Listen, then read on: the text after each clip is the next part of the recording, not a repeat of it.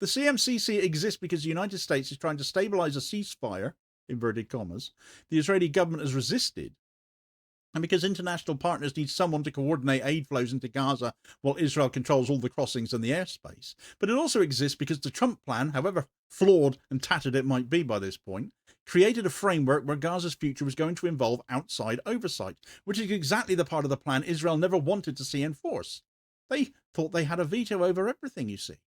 So when American officers sit down with humanitarian groups or with European partners or with Arab delegations, those conversations become politically sensitive because Israel wants visibility into anything that might limit its control of Gaza's future or expose the scale of humanitarian obstruction.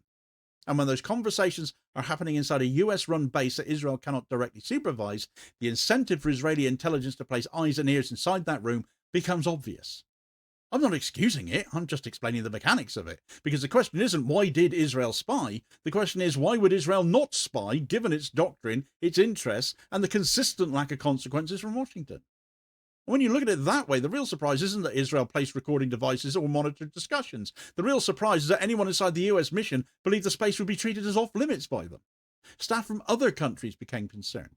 Delegations were told to limit their disclosures. Some humanitarian partners were warned that information shared inside the CMCC might be vulnerable.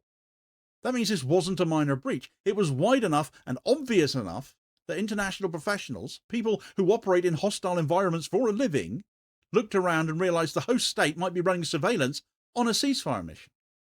That damages trust in a way you cannot easily repair. And if you want to understand why that matters, think about the next time the United States tries to assemble a multinational monitoring force, or the next time it asks partners to work inside Israeli territory.